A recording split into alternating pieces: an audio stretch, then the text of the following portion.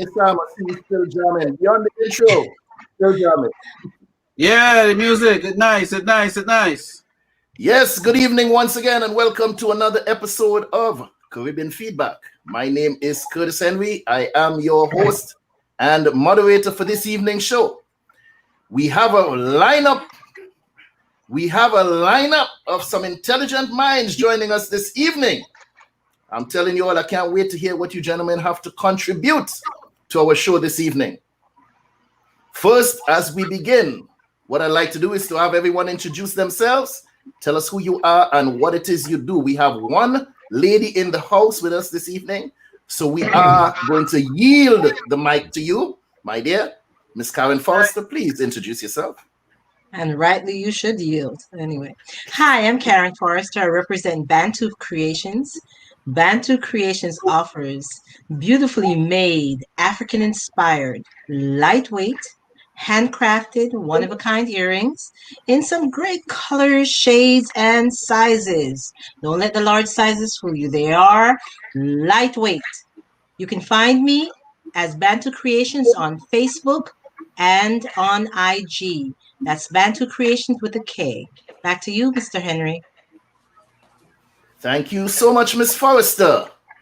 Mr. Mark Chase, how are you doing this? How are you doing this evening, sir? I heard you were a little bit under the weather, but I'm glad that we can see your beautifully groomed, bearded face with us this evening. Welcome. Well, I thank you. I'm going to forego the introduction of my business this evening to give a bit of a PSA. My daughter and I fell very ill, and I think it's very important for our community to understand where to get testing for COVID for free. And I'm going to give a website. It is https://www.pixel.labcorp.com. This is available to people in both the United States and Canada. They will deliver the testing kit to your house. You send the kit back, and they will report to you within 48 hours. Again, that is https://www.pixel.labcorp.com. I think this is very important. It's very important to our community because, at least here in Tampa, we are 10 times more likely to come down with COVID and be stricken dead than any other community here. Back to you, sir. Thank you so much for your public service announcement, but I still want you to tell the people who you are. Tell us what it is you do, because I expect a wealth of information from you this evening. I provide audit services, government, commercial, to anyone who is having issue as to how they are being treated by a particular entity. If you're in trouble, please contact me at chaseauditservices.com or GaiaRapLLC.com. Thank you so much, Mr. Chase. Mr. Raymond Richardson, please introduce yourself. Tell us who you are and what it is you do. All right, I've been knowing Sam for at least 10 years or more. Got to know him when I was dabbling with producing music. We had a good time together. As far as my background, my professional background, I hold an MBA in finance, marketing management. I spent most of my adult life working in some area of finance. I started out many years ago on Wall Street I worked on, initial public offerings, equity deals, et cetera. Today, fast forward the tape. Today, I work for a boutique organization. It's a family-owned business, and we're involved in actually, they call it factoring, but when you simplify it, you're really lending money to smaller businesses. We do cash advances for smaller businesses, and we do this all over the country. And I work in the capacity of an underwriter / business development manager. So if you wanna do business with the firm, I am the sort of front man. You present your deal to me, and I evaluate it and see and tell you whether or not we could take it to the next step and ultimately maybe fund your deal, et cetera. But I'm very involved in that whole process, So if you have questions related to finance, investments, business, funding,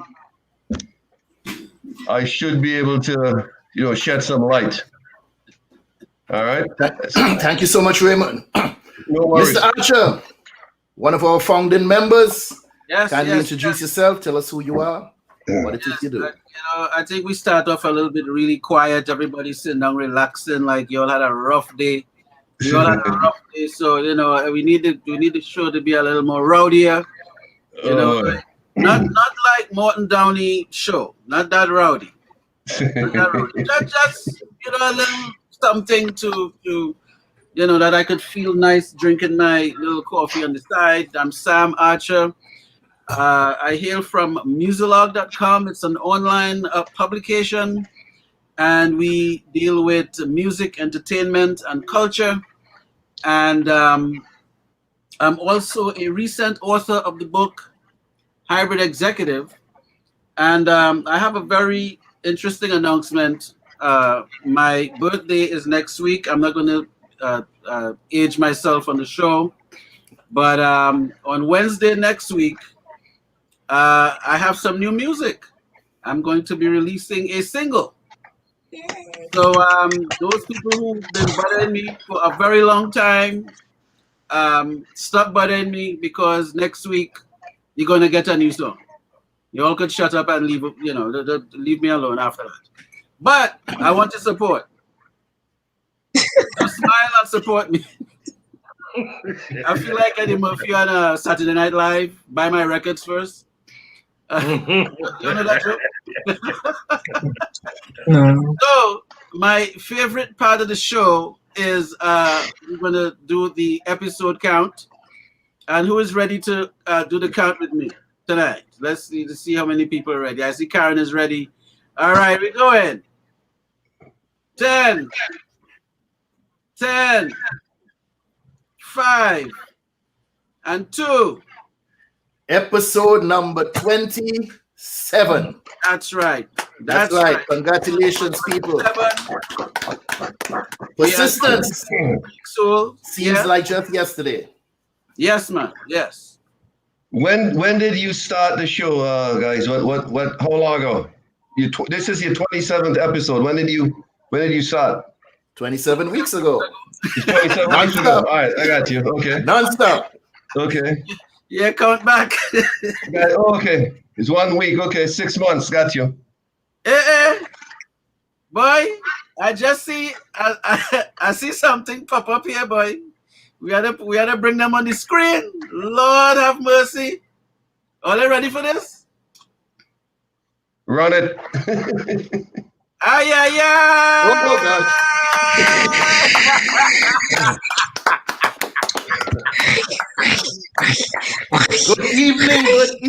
Good evening, Dr. Judith. How are you today? Good evening. I'm just stopping by to say hello. I hope you all are well. Miss you. Same here. We missed your essence. We missed your presence. And all the good things and the troubling things you bring to the program. We missed it. I didn't know you had so many fans, fans. You have so many fans that said, I miss Dr. Judith. I couldn't believe it. No You know what kidding. happened? I pay them well. You pay them well. Well, you pay them in drinks. Well, since you are here, Judith, for just a short moment, let our guests know who you are and what it is you do. Judith is a regular panelist on our program. Please introduce yourself. Well, my name is Judith Barnes. I'm usually physically very healthy, but I've had some challenges from this wonderful virus Mm. Oh the boy. last few weeks. So I'm an author and I'm a writer, and more than anything else, guys, one of the reasons I think why I'm on is to say I am so grateful, Mm. so grateful to be alive. This thing kicked my butt, Wow. but I stood up strong, and I'm still going through it, still struggling with it. Man. But I am an extremely fortunate human being, Mm. and so above all else, I wanted to share with you guys. When people say this thing is a joke and whatever, it is real and it is serious and it is dreadful, but it never met me before. So I am victorious and I am thankful and I'm still on the mend. But I really just want to say that during these last couple of weeks, I have come to such a wonderful place of greater peace, just greater spiritual, emotional peace. And it came at me hard. And in the midst of it, about 1:41 morning, I said to the Lord, I need something more. Mm. This is too much. I need something. And I played a song that was somebody sent to me on Facebook. And in listening to the song, I gotta share with you. My hands rose and I wept like a baby. Mm. And in my weeping was just complete gratitude. Mm. Complete gratitude. And part of the song, part of the word says, he says, I have always chased after you. And so I want to share that. That is paramount to me to share with you all that it's a difficult journey, but my 24-year-old son has been here with me, is taking care of me, and he's ordered me around. And so when I get stronger, we Ordered have you to have. around? Wait, hold up. He ordered you around? You know that's a lie. That's Oh, a lie. Well, He you know, ordered you around? Yes, Nah, man. sir. That don't make sense at all. Wait there. Hey, he's resting. He's rested too. You order him around, he rested. That's what's going on. He Yeah, ordered. he got sick first, and I picked it up from him. But Uh-huh. he well, took listen, great you know, care. I greatly admire your resilience, and I'm extremely happy that you survived it. Now, Thank you. my 90-year-old dad passed Okay. away in a nursing home in last April, Okay. April 21st, from COVID. COVID was the final blow. Mm. Okay. So, you know, I had a first-hand experience from a distance, and I can tell you it's for an older person Right. with a compromised immune system, etc. Okay. It is devastating. It is a brutal illness, Yes. and I urge people, you know, to take it seriously. I speak to people all the time. One of my someone I do business with, I spoke to him today. I called him up, and he sounded kind of low. So I said, Kevin, what's going on? He said, man, I got COVID. He went, I think like last week, he went to help a friend move. The friend had what he thought was a cold or a cough or whatever. Mm. Next thing, he went home. He said 2 days later, he couldn't get out of his bed. His friend was sick and he got sick. Mm-hmm. So, you know, I tell people all the time, I urge you to take this thing seriously. I saw it up front, and it is brutal. I would not wish that on my worst enemy. Not Yes, that I I have any agree. enemies, but you know. Yeah. And again, Well, welcome back. I admire your tenacity and your will to beat this illness. I commend you. But I can Well, tell, what is your name? My name is Raymond Richardson. Okay, well, I'm Judith. First time on the program. Okay, nice to meet you. But I will also add to this, which I probably have said indirectly otherwise, is that the value of my life, I am telling you what I actually felt and went through. The value of my life has increased, and my life will never be the same, and I have to do things differently now because I see where I've been wasting some time, and it's not about fear, because I have no fear of death. What I have a fear of is living poorly. That's my concern. I don't want to live poorly and just be here. So what it did for me is, in the midst of it, I asked the Lord, teach me the lessons that I need to learn. Whatever it is that I'm missing, teach me now. And I learned, and I faced some things in me. And I am telling you, it is not something that everybody wants, but not everybody gets the same dose, and not everybody gets the same responses. But I will share with anyone. It has done me well. It has done me well.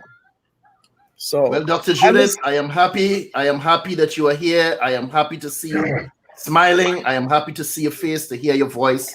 And I'm pretty sure a lot of the listeners are. They did express loss and some sadness with your absence. I'm happy to have you back. I'm happy that you're here for whatever time you choose to spend with us this evening. Moving right along. Mr. Henry, sorry to interrupt. Yes. Karen, thank you so very much, my dear.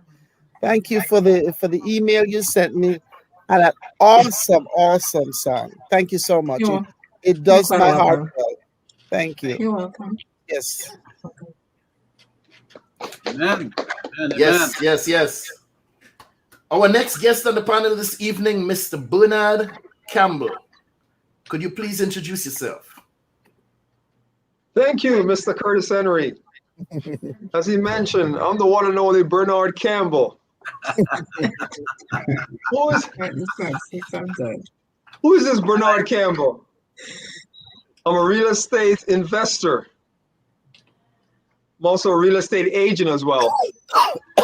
I dance around in the arena of the residential real estate.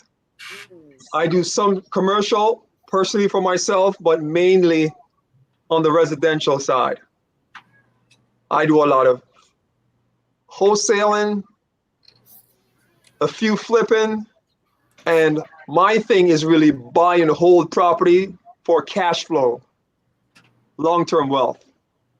So that's what I enjoy, and I'm always willing to share information with anyone who wants to learn, and I'm willing to learn from them also. You share information on money or just information? There's some money too, like. Well, since you mentioned money, like I'm just about to say, iron sharpen iron. So if you have some money to give, I can send some right over there to you as well. Okay. Yeah. Right. I was just asking. Just checking. And my company is Campbell Real Estate Group. I work for myself. I signed the front of the check, not the back of the check. Mr. Curtis, right back over to you. Thank you so much, Mr. Campbell. Once again, my name is Curtis Henry, and I am here this evening on behalf of my show, Caribbean Chat. My company is Excel Media Enterprise, but I'm here speaking about one venture this evening, Caribbean Chat. Caribbean Chat provides a platform where we celebrate the history and culture of Caribbean people in entertainment, the arts, politics, sports, education, and economics. We explore the many profound contributions that they have made to society. So I urge you to look us up on YouTube at Caribbean Chat. That's chat with 2 T's. Like us on Facebook, follow us on Instagram, and make sure you subscribe to our YouTube channel. Today's topic is about money. Not so much about the pursuit or the possession of it, but rather its absence from your life.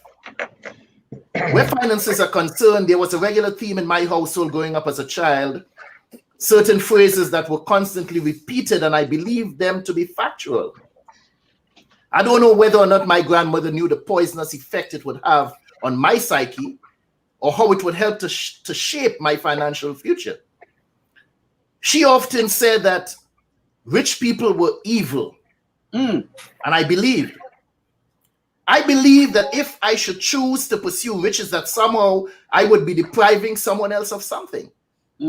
I grew up with the notion that there was some kind of nobility in being poor. She would often use phrases like "ban your belly," meaning to buckle down and deal with the difficult times, learn how to suck salt. She would often say that we should never envy others for their possessions because we do not know what dirty deed they may have done or that they are doing to obtain these said positions. But you see, these negative reinforcements concerning money, it left me with a mindset and a very bad habit of earning just enough to get by, never desiring to have more. Because somehow I believe that if I had money in excess, it may somehow corrupt, it would corrupt me to engage in some unscrupulous acts that I would normally avoid. It was only later in life I learned that money doesn't change you. Money makes a good man better and a bad man worse. It enhances who you are, who you already are on the inside. This negative thinking held me prisoner for most of my life, to the point where being broke somehow felt like my birthright. Panelists, am I the only one here who kept revisiting the status of being broke in life? Nope. I visited it many times. I might be like a few feet from being broke right now. But I have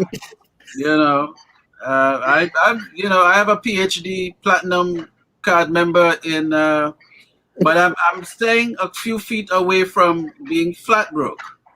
But it's in close proximity, and I try to keep it over there somewhere, just somewhere over there where I'm not really, there's some space, and then I have a piggy bank somewhere. So, every now and then I may have to break that open, you know how it goes sometimes. Yeah.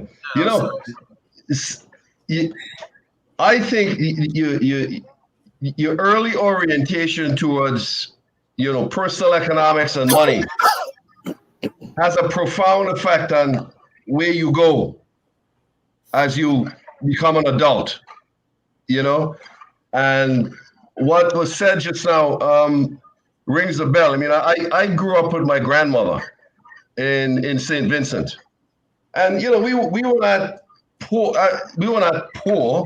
I mean, we were average, and I heard some of the same things, that you use the term sucking salt, like it's sort of like you sort of accept that what you had was limited, and you identified with it.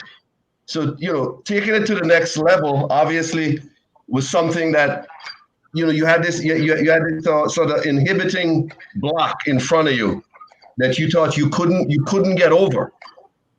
When I came to the United States and I started socializing with other people in college and stuff, and meeting people who came from a different background, they had a totally different orientation towards personal economics, or pursuing their own self-interest.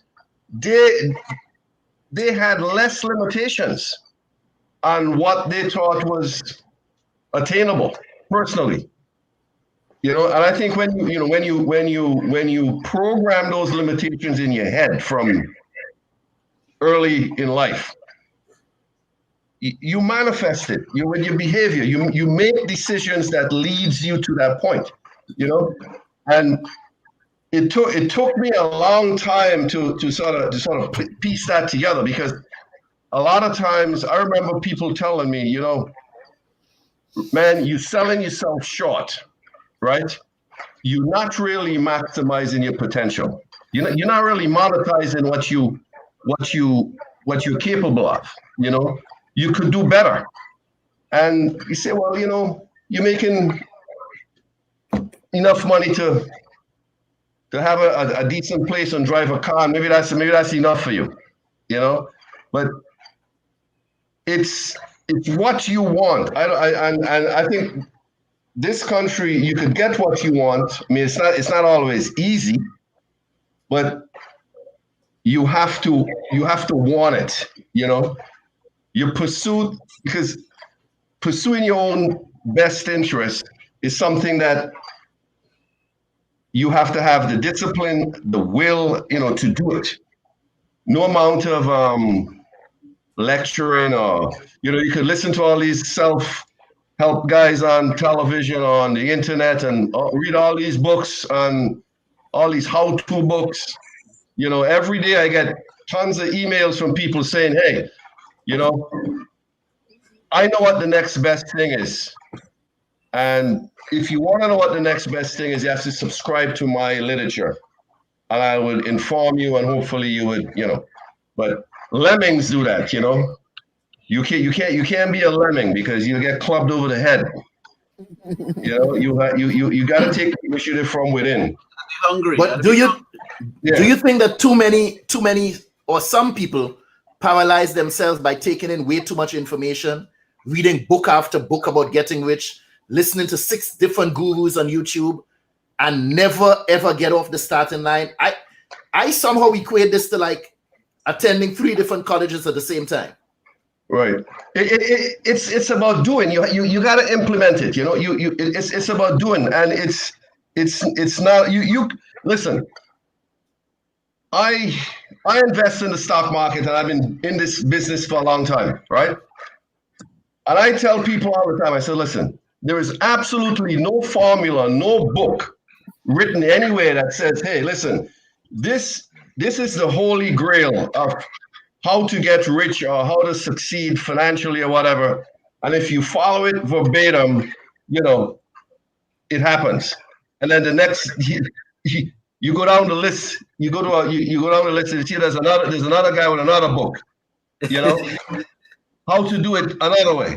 And so, you know, I mean, real estate, you have an entire library of Congress on how to make money in real estate. He spoke about flipping houses and stuff. I met all those kind of guys. I seen a lot of those kind of books.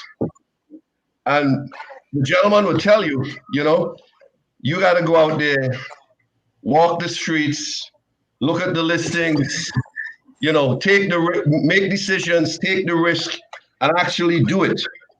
Let's have him tell the story. I know.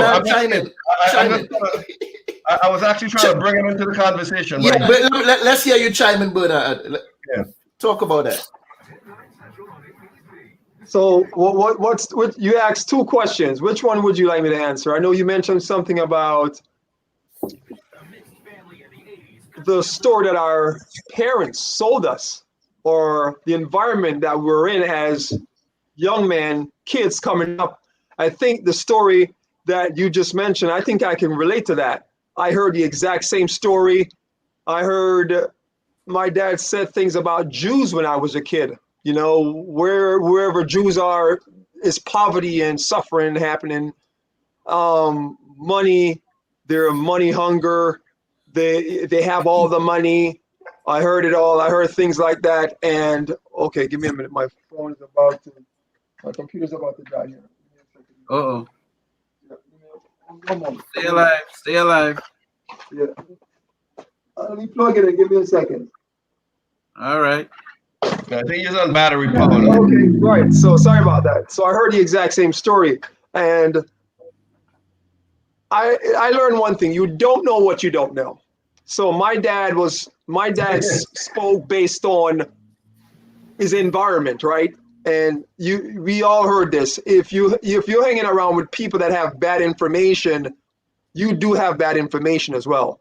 And he had bad information. He had the wrong information, because now at that time I believed it, but now I think completely contrary to what my dad told me. In other words, I believe my dad was somewhat selfish, because my dad made rum for a living. He worked at J. Ray Nephew. He made the white rum, and he worked there for over 36 years. And if the person, the company, if the owner of that company did not provide a job for him, he wouldn't be able to work. So in other words, the person that created that company is doing more for humanity than my dad, who's over here complaining about Jews and not having any money.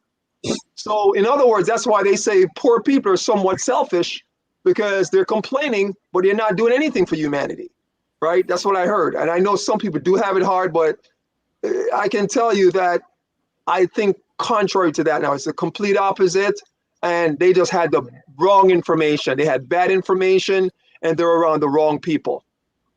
They're around the wrong people. If you get around the right people, what happened is that information, the right information, begin to project onto you, and then it changes the trajectory of your life, and it begins to go into a different direction. But being in an environment where everyone is trying to make ends meet and try to make the next dollar for themselves, and looking out only for themselves, it never leads to anywhere than poverty, and it's a mindset.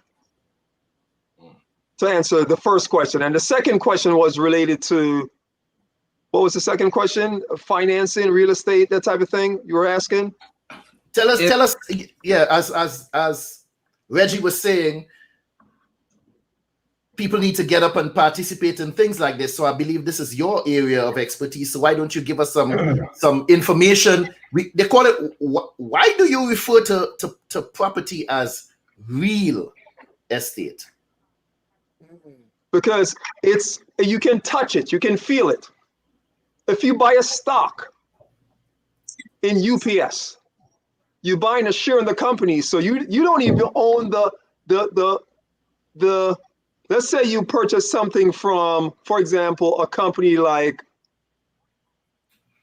Federal Express, and you purchase a stock from Federal Express, you don't even own the F, not even the paint. You own a very small amount, because if you have a small amount of shares, right, you can't touch your stock, and it probably can disappear. What real estate is, real property. It's the land. You can touch it. You can feel it. You can walk the land. You can deed it. You can give it to a family. It's real land. It's tangible. It's tangible assets. And that's the reason why I love real estate so much, because I can visit my property. I can build on my property. I can burn down my property, and I can do whatever I want with it. So it's real. It's not intangible. It's real property. It's real. I like how you just got really intense too. I feel the passion there and the realness. Right. And that's the reason. I have some brothers that believe in stock, and they love the shares, and which is completely fine. But I want to see what I buy. If I own 30 houses, I want to see my 30 houses. Oh, I can visit. If I own a 100-unit building, I want to see it. Okay, that's my building. But owning a stock, I can call the guy who suggests something and say, hey, how is the stock doing? And he said, okay, we went up this year, we went up today, and tomorrow you can say, okay, something completely different. But my house belongs to me. It paid off. It cash flow cash. It spit cash at me, and I can deed it to you. I can give it to my kids, and they can give it to their kids' kids. So it's real stuff. It's real property. It's not the F on Federal Express stock. If we purchase, that's just the paint. So let me bring Mark into this conversation here now. Tell me something, Mark. This word we use, broke. Is broke a physical thing, or is it more of a mental state? It's a mental state. It is, the first thing is that money is a commodity. It's a commodity. It's corn. It's as anything else. It's the value we put on it. So right now I'm here in Tampa. if each and every one of us put in $100, I can guarantee 1,000 back. The question is, how is it made? How is it made? You see, now some people have no compunction about how it's made. Others, it must be made in a particular way. Oh, I have to buy a stock. Oh, I have to buy real estate. Oh, I have to. I met a man. I was going to Penn, and I met this guy at a party. His name was Rayful Edmonds. And he was one bad man. Okay. He was one bad man. And I met him and his son. And they controlled all of the cocaine in Washington, D.C., straight down to Jacksonville, Florida. Mercy. One thing about Rayful Edmonds was that he had a degree in economics from Harvard. Mm. And he understood that money was nothing more than a commodity. And so was cocaine. And the rest of the things that he was doing. And he had no compunction about how he made the money. Mm. Just that he had the money. Now, he and his son are locked up tight. tight. Now, however, all of his daughters and his wife and his son's wife, they have generational wealth. Oh Lord. Oh Lord. That couldn't be taken. That could not be taken. He understood that cash, real estate, are nothing more than commodities. Mm. And this is what we have to understand as a people. These are commodities. We, as people, were commodities. They put us on ships and brought us to this place. We were nothing more than a commodity that created generational wealth. That's a very basic of economics. Economics rules your world. Once you understand. Could you tell us something? I read somewhere recently where it said a lot of the wealth built in this country, that generation wealth that you spoke about, comes from insurance, insurance money.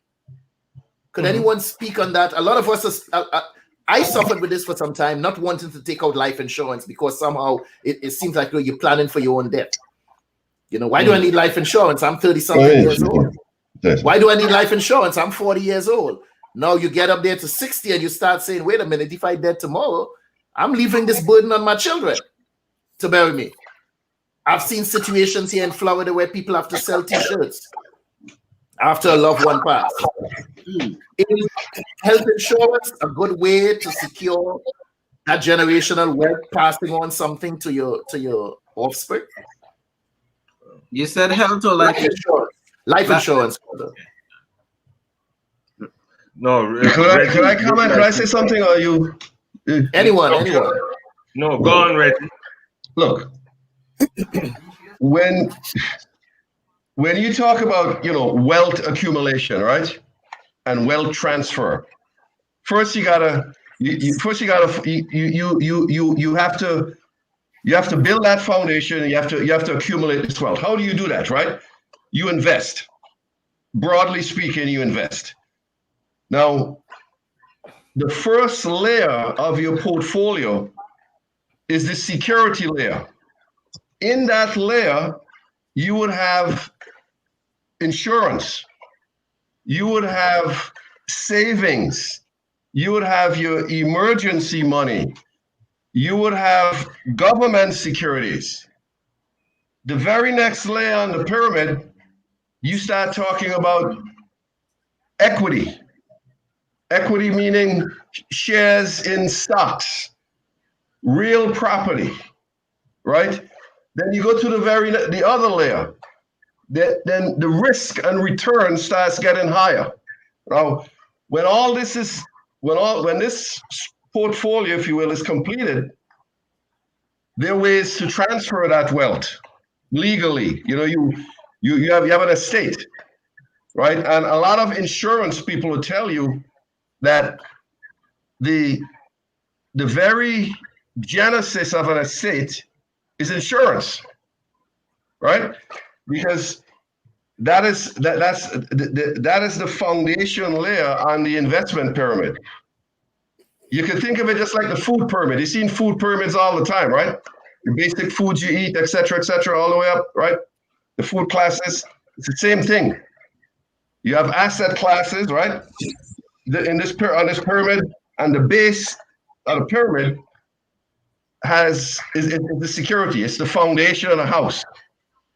You know. Now, I'm sure you probably heard the politicians talk about the wealth tax, right? And rich people, multimillionaires, the 1%, they got all twisted about the wealth tax because they're saying, well, all this, in the process of accumulating all this wealth, I paid whatever taxes I owed, whether it was capital gains tax or property taxes, et cetera, income tax, whatever. I paid all the taxes. So why do I have to pay taxes after I die? Why do my estate have to pay taxes? Because you're talking about 55% transfer tax or whatever.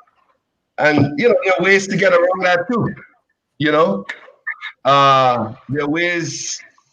There's an area of investment specialty that's called estate planning, and there are ways to pay for that transfer of wealth using insurance, where you actually where the trustee would buy an insurance policy on myself. I die. You estimate the taxes of your life accumulated wealth to be $100,000. You have a $500,000 insurance policy on me.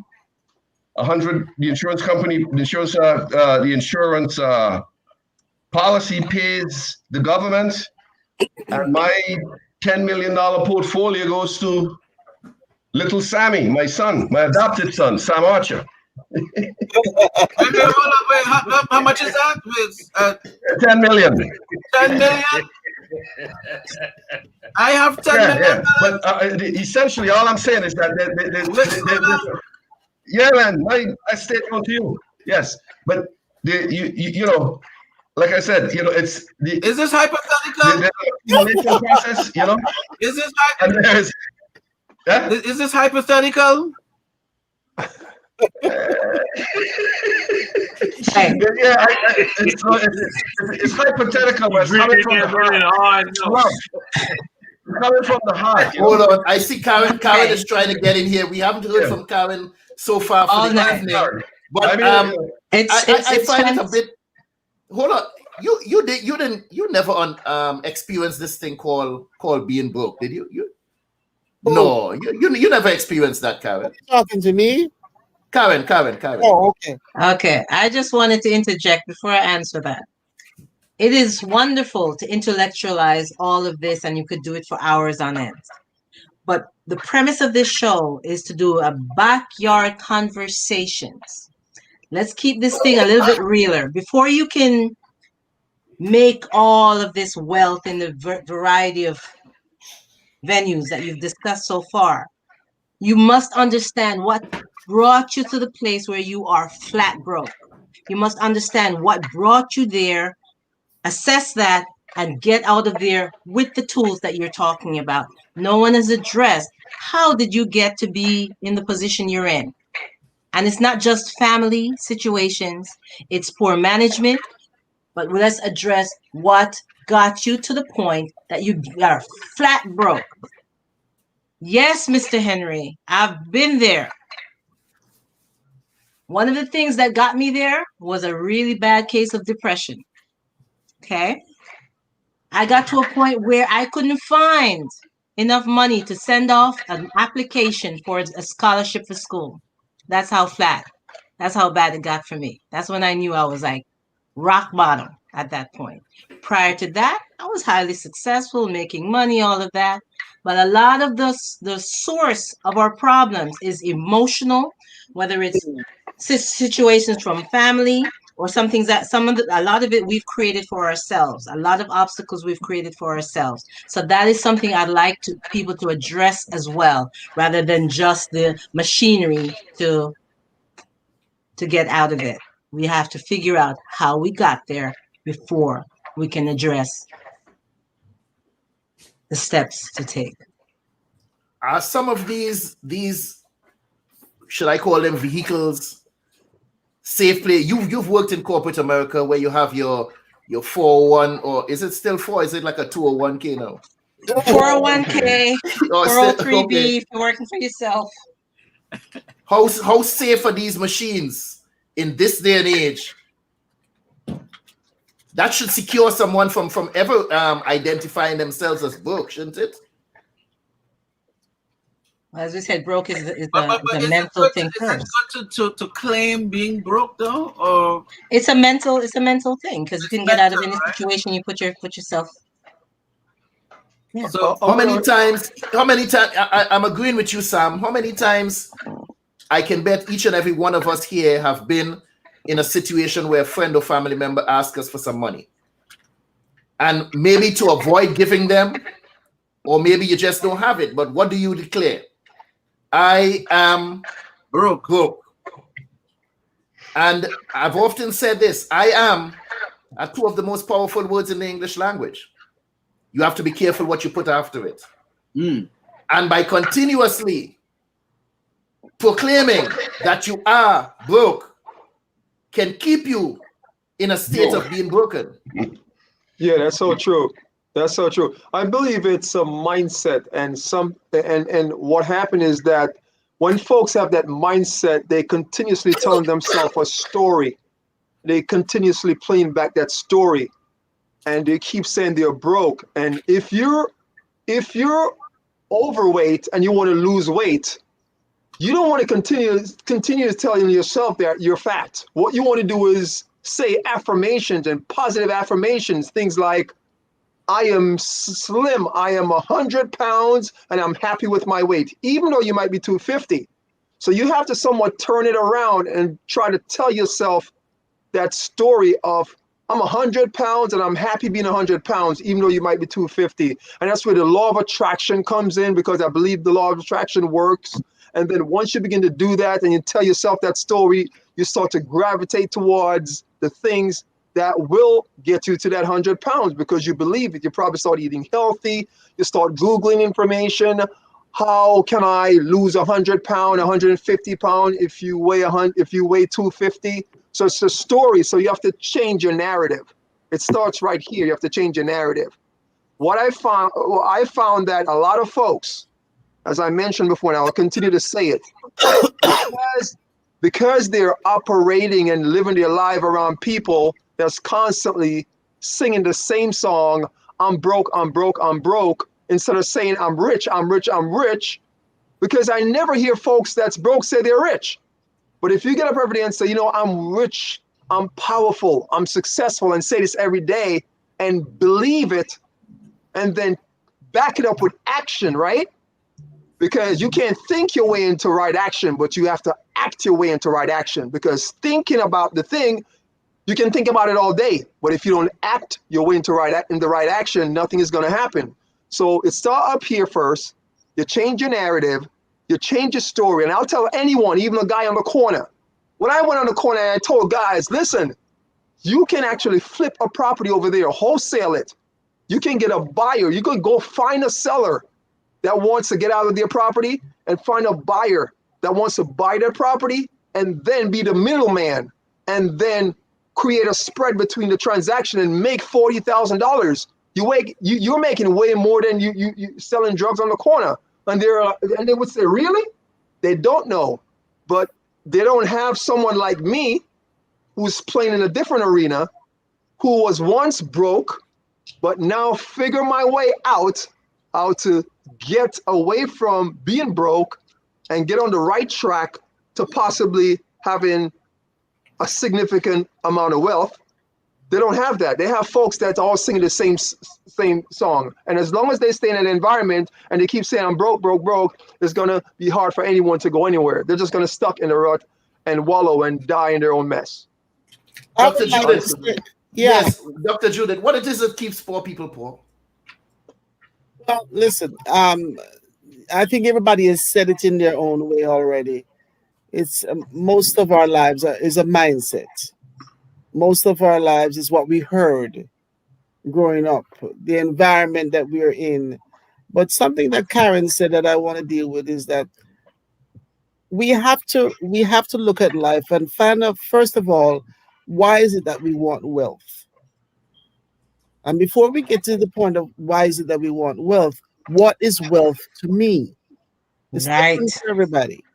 Right. And some people can have $50,000 and they say, hey, everything is wonderful. This is great. And some people can have $1 million, 5 million, like Sam is about to inherit. 10 And million, it's still not enough. Say it again, 10 million. It's not enough. The thing is, however we grew up, whatever we heard in our environment, helps to determine how we look at money, how we look at money, absolutely, and how we look at the need for it. I have never worshipped money. But I will tell you this, I have never lacked money. I have a very healthy attitude towards money. Money does not become a controlling factor to me. I control money. When I have money, it works for me.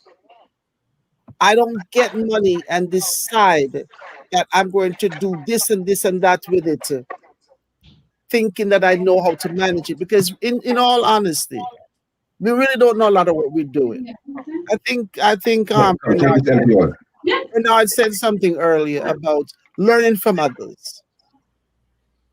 That you learn from others, and people can learn from him, and he can learn from others. One of the things that I really believe, I said it before, is that we've got to find out what money means to me. What is it that I need it for? Do I need it for me because I want to get this and I want to do that? One of the greatest things about my life is that I want money to help others. That force alone brings me to money all the time.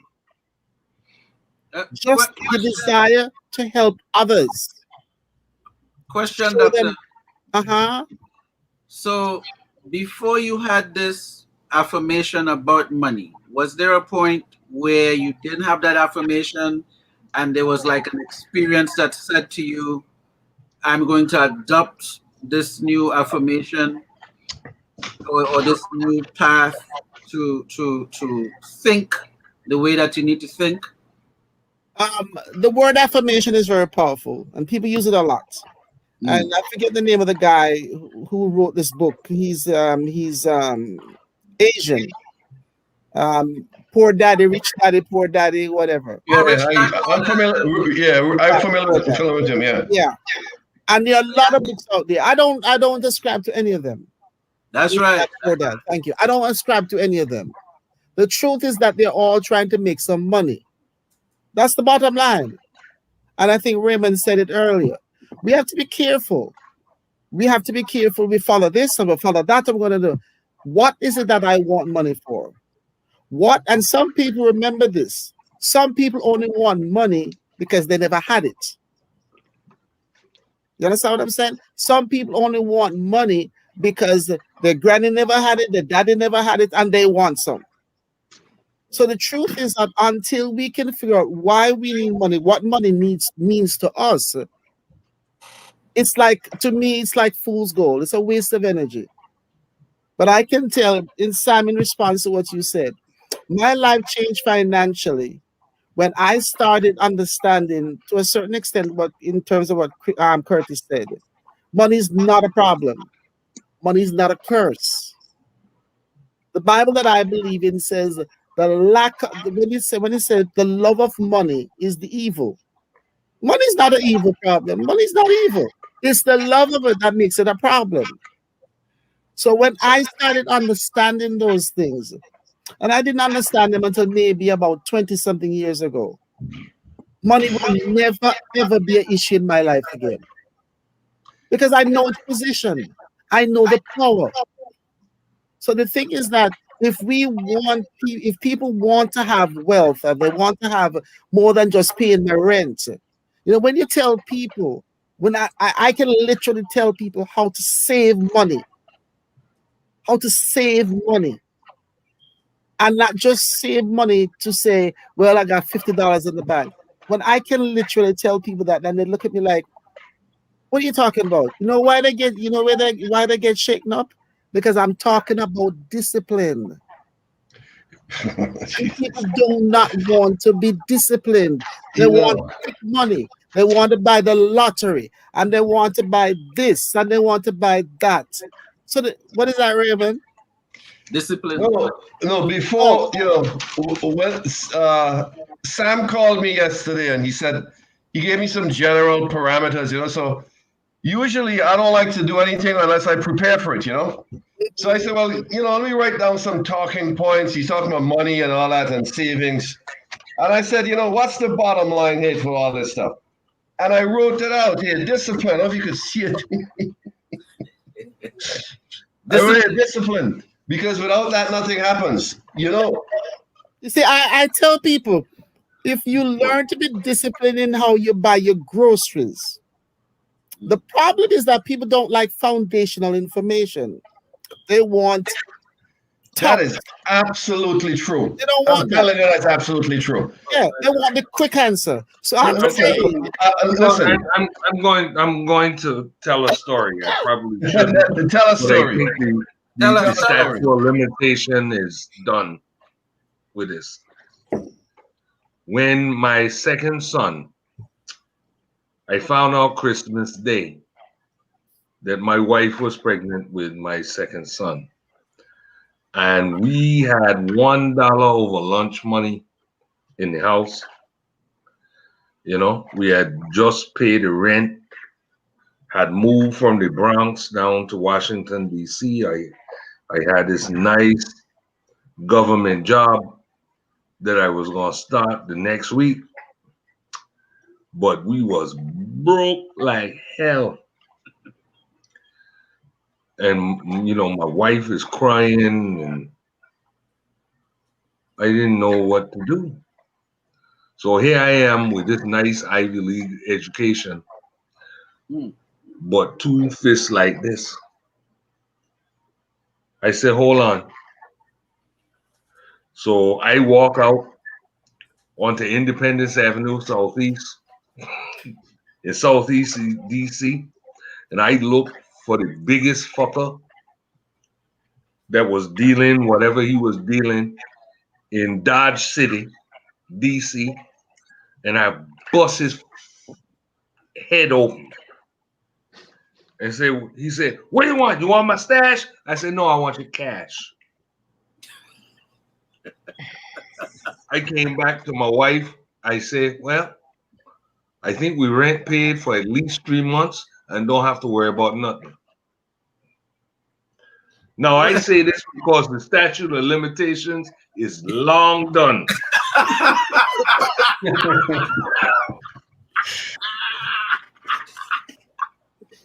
But it allowed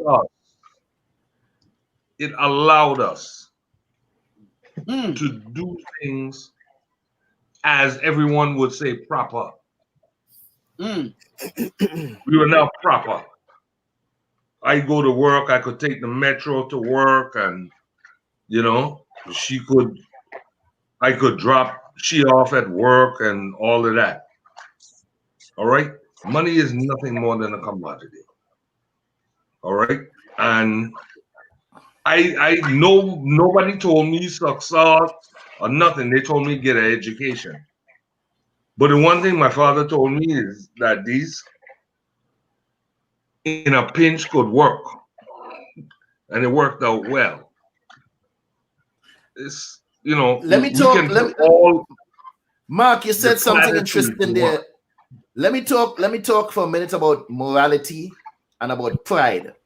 A lot of people claim that they want to get out of a situation, but they're not willing to do everything it takes to get out of that situation. Some people say, well, I could never work at McDonald's. Really?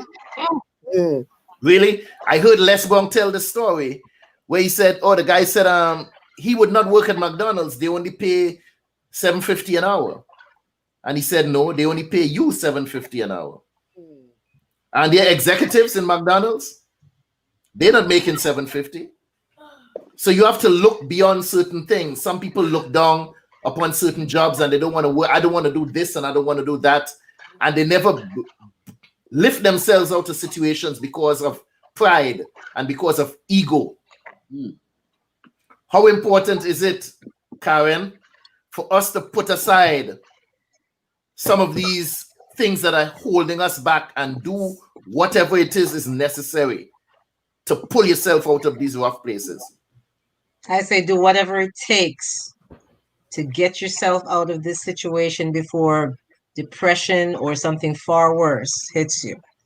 Scrape, scratch, crawl. I don't care what you've got to do, because depression. I'm serious. I'm very, very serious. You know, Yes. depression Yes. hits you, and it hits you hard when you realize after a while you start to feel like there's hopeless. And before that hits, put that pride aside. Tell it to sit down. Put a seatbelt on itself. Ask for help.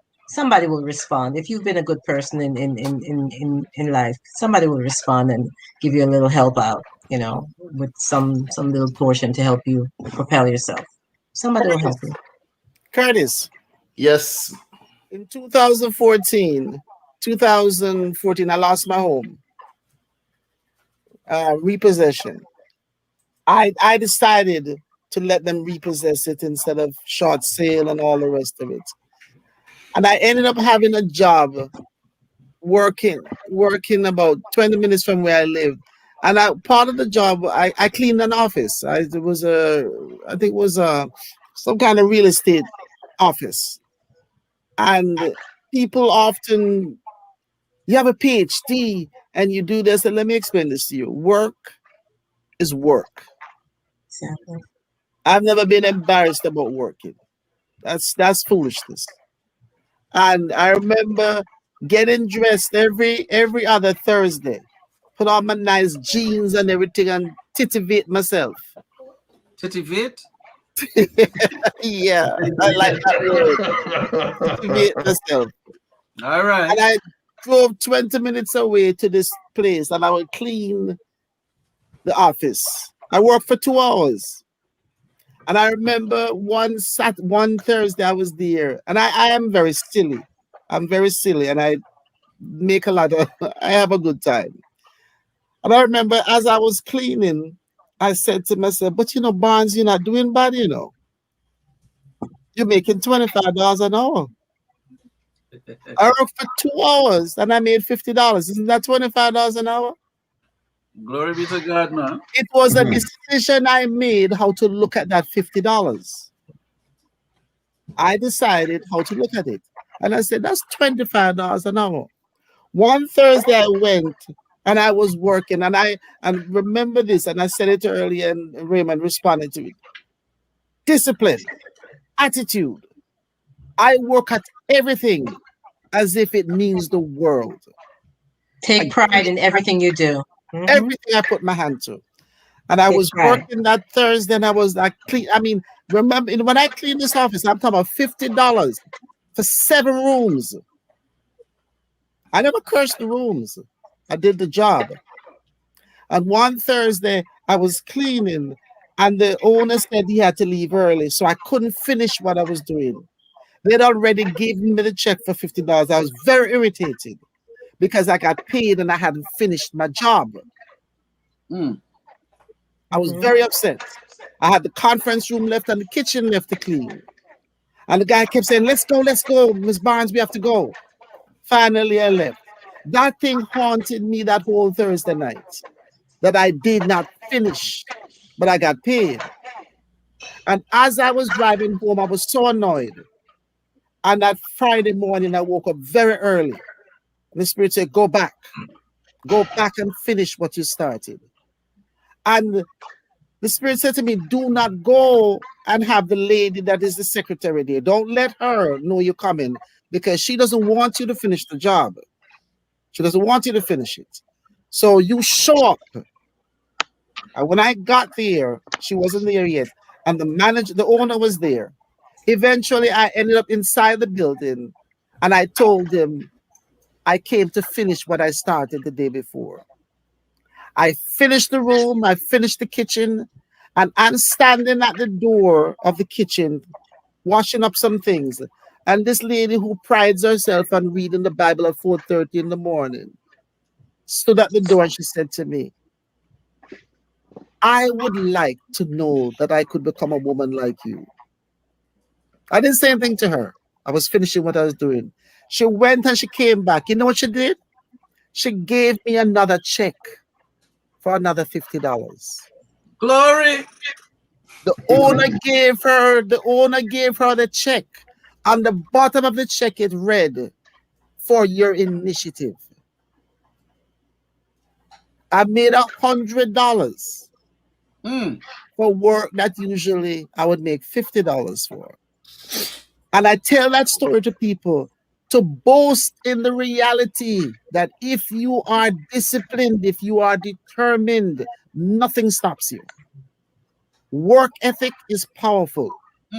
Do I depend on a job just to become wealthy? No, I'm not stupid. But I use that job to help me on my way. So what I say to people is, there are people who will make you feel small. Imagine you have a PhD and you're there cleaning. I couldn't care less. You want me to clean the toilet? Give me some gloves. I'll do that too. So, and that is the downfall to me of Black folks. We're too concerned how things look and what people think about how it looks. Do what you got to do. Apply yourself. Guys, listen to me. Today was one of the best days I've had in almost 3 weeks. And the strength that I have in me, my siblings, mostly brothers, told me this past week. They said, you are a powerful woman. Let me tell you something. I take that and I take it under advisement. I'm not stupid. I'm not stuck on me. But I know what I have inside of me. So I know what they mean when they say that. Am I the only one that possesses this? No. Everybody has the ability to think differently. The Bible talks about dunamis power. I have that in me. I walk into a room and it changes the atmosphere. I don't walk in and say, here I am. I just walk in. And what I carry goes with me into that room and changes. And I'm telling you, and this is just being truthful. Karin said it. How do we get to where you guys are? How does Mark get to where Mark is with his business? Raymond and Bernard and all of. How do we get there? It is a process. It is a decision. Not just to have wealth, but to be what we're supposed to be. Money is just a part of the process. So as Bernard says, he loves to see the property. And I have a son who's 24 who was already started his own business 3 years ago. My job with him is to teach him, do not love money. Love what money can do for you. So the thing is that what Karin said, and I'm glad she said, because that's what I was thinking, is that we've got to teach people that 100 penny still makes $1. Do not be stupid and tell me you can't take up the penny because somebody's watching. I heard a man say on TV the other day, he said, when your neighbor, and it's something that I'm grateful for, he said, never envy anyone, which I'm grateful I don't. He said, when your neighbor gets a delivery, don't envy them. That's their delivery. And if the mailman drops off something for them today, maybe the mailman will drop off something for you tomorrow. 10 million. And I'm But going could someone to say this.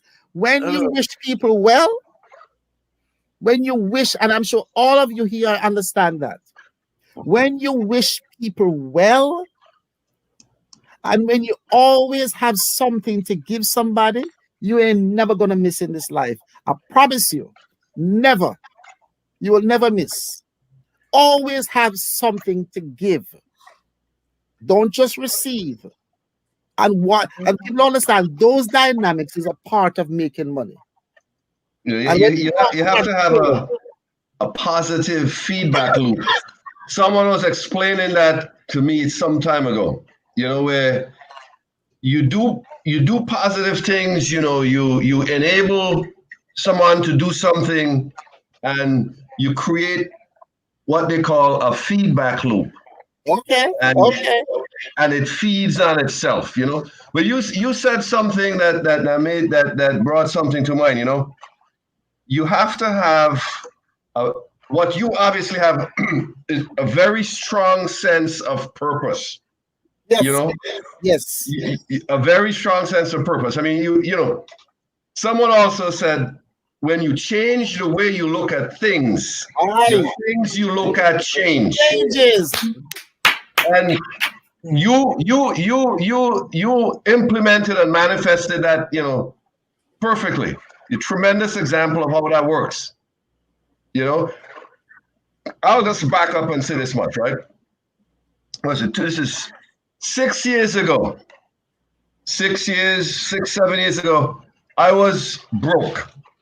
And I know broke is a relative term, right? Which relative? Yeah, I mean, $100 in your checking account may mean broke for the guy across the street. And, for Sam, 5 million in his checking money market account may mean broke for Sam. Glory! But 15 million, hallelujah! But I was broke. I was broke. I had lost a substantial amount of money in a franchise. I mean, a lot of money. Okay, enough to retire. The corporate world said, "Hey, Raymond, I don't want you. You're too old. You got too much experience. I much prefer to hire someone." I literally had a woman, a headhunter, tell me, "So listen, my clients say, do not send anyone over 30 with a master's degree. I don't want to talk to them. Yeah. I need someone that's under 30, maximum 5 years experience with a master's degree." Yeah. She literally told me that to my face. I put on my best suit and went there in the city to see her. She said, "You're a great guy. I know you mean well, but I got to lay it on the line to you. This is the story." So I was broke. Barely any, scraping by. My wife struggling. My son was about 5 years old, the new guy. And there were people who wrote me off. Family members wrote me off. They say, "Hey, this guy is done." But I didn't write myself off. Thank you. I wasn't even listening to them. Thank you. And again, my way of looking at things were not there, but it was not the same as their way of looking at things. Right. My sense of purpose and direction was totally different. I said, "Hey, there's absolutely no reason in the world where someone with my experience can't get a damn job." Okay, yes, I dropped out of the corporate world for a while. I was running a business in Brooklyn. Sam knows all about it, I didn't commit a felon. I didn't kill anybody. I didn't, what did I do? What sins did I commit? You just got too old. That's what it was. You get too old. I never stopped believing, and not only believing, but visualizing. Yes, sir. Visualizing where I want to be. I say, "Hey, man, I should be climbing the elevator, sitting behind a computer, you know, cranking out some analysis and making six figures, man. That's where I'm supposed to be. I'm not supposed to be broke, right? And I kid you not, I went, by this time, my condo, I mean, I was so far behind, it was beyond ridiculous. I mean, there's no way I could catch up. Everybody in the condo used to look at me like, when are you leaving? You're not paying the maintenance, you know. When is the foreclosure happening? Well, you know, the someone had sold the mortgage so many damn times to some obscure bank in the Midwest. Yeah. I had the mortgage, so I was buying time and playing games with them. I went to a job fair one day. My cell phone rings, and the lawyer's on the phone. He says, "Listen, say, Mr. Richardson, you know, you have about 10 days Wow. to live." Seriously. I answered a Craigslist ad. Just a, you know, reluctantly answered a Craigslist ad. I went to see this guy. I get to the building and I'm saying, you know what, I'm gonna go back home, man. I don't feel right. And something said to me, and I say, hey, like, you know, there's a little voice in the head. He said, guy, you barely got money to go back home. You actually gonna come all the way to the city and decide not to go talk to the guy? Right. What sense does that make? Go talk to him. And I went and I spoke to the guy. As it turns out, it's the man who owns the firm that I work for today. Right. And I'm talking to this guy, and I don't know where I got the courage from, because usually I am not aggressive. I'm a little bit more laid back, you know. And I told him, I said, you know what?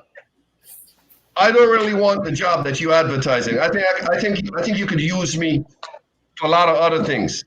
And he kind of looked at me like, you know, who the hell does this guy think he is? You know, like, why is he telling me that? So he said, look, you want to hang out today and see what we do here? So I looked at my watch and I said, you know, I would love to do that, but I got to pick, my wife is working and I got to pick up my son from school. And I can't get back to New Jersey by 3 o'clock. So he kind of looked at me, and I'm thinking, damn, the guy's probably going to say, don't come back. And he said, tell you what, come back tomorrow, about 10 o'clock. I said, fine. One thing led to the next, right? And these guys were basically just one step beyond a startup. And they realized, well, you know, this guy, Raymond, you kind of could throw him in any, he's like a magnet to steel. You throw him in any corner, you know, and he could stick. Something could happen. And I basically created a job for myself. And 6 years, yes, actually it's going to be almost a year, 7 now. 6 years later, it's been a 360 change, you know? Awesome. A 360. And I'm talking about a kind of a Lazarus equivalent here, you know? All right. I think, Raymond, I think you mean a 180, right? Because if you're 360, 180, not a 360. You come right back to where you were. 180.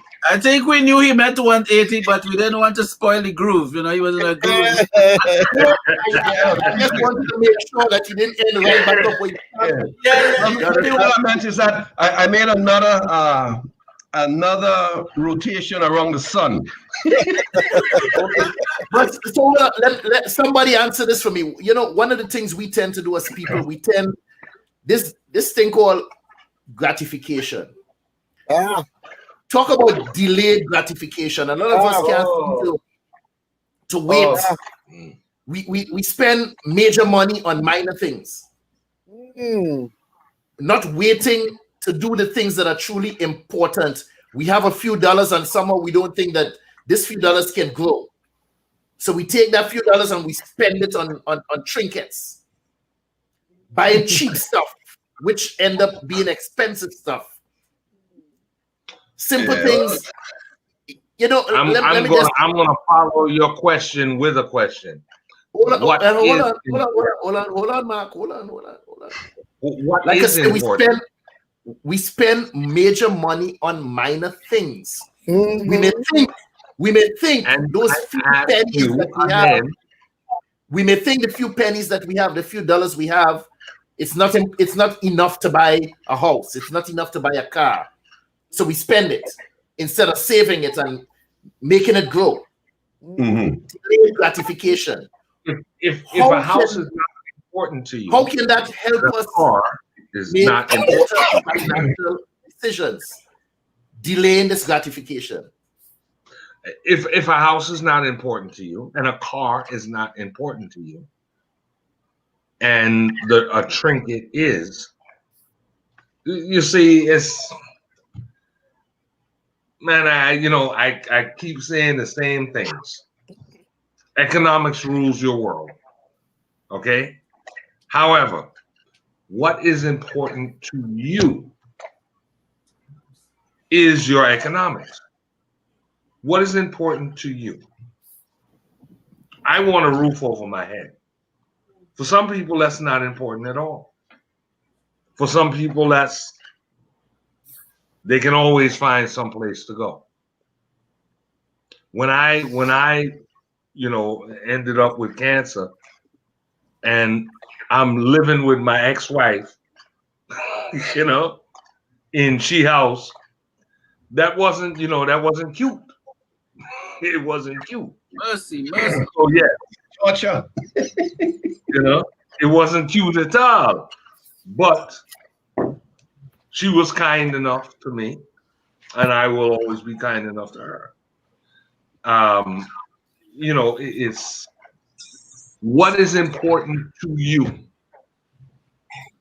So you can't we can't have this, this colonial slave mentality. Is these things are important and these things aren't. You can't have that. But what it is I'm saying here, Mark, why is it that when most of us get an increase in salary, somehow we tend to increase living expenses? We keep chasing the ace, as I call it. We need to get a better TV. We need to get a better TV. We need to get a better this and a better that. Everybody does that. Could I answer that question? Everybody does that? No, not everybody does that. Could I answer that question? No, I'm sorry, sister. No. Everybody Could I answer that question for you? are at different levels. You're You gonna get beat got up on one this number 45, Could I Mr. answer that question for you? Mark, you're getting beat up on this one. Not everybody does that at all. Not everybody. Listen. That is a dangerous thing to do in life. To keep chasing after bigger things and a better this and a better this and a better the other. Yes, he's probably if you're making, let me use some numbers here. You're making $20 an hour, and all of a sudden you start to make 25 tomorrow. You were living off of that 20 and saving the extra 5 that you try to do something with that and not just use it up in buying more groceries and going and buy a newer TV. No, we have to stop chasing ace. This Mr. Henry. will help us get out. I don't think you're Listen. That will help us get out of this status of being broke. There's a concept in economics, right? It's called the consumption function, which basically says the more you earn, the more you spend. Your marginal propensity to consume increases, right, at an increasing rate. So you spend more. This is what's we live in a consumption economy, right? Where you have people that's paid millions and millions of dollars to create demand. You say, buy this pen because if you push this button, it could turn into a whatever, it could turn into some kind of a weapon, or it could shine a light on something, whatever. Your car could run over it and it won't break or whatever, right? So all of a sudden, there's a demand for this unbreakable pen, this invincible pen. And he said, damn, man, you know, it's gold plated. It looks cool. You know, it costs $200. I'm going to get that. Why? You don't really need it, right? But to your point, you know, you went from making 50 grand a year to 60. You say, hey, you know, that's $5 grand a month. You know what?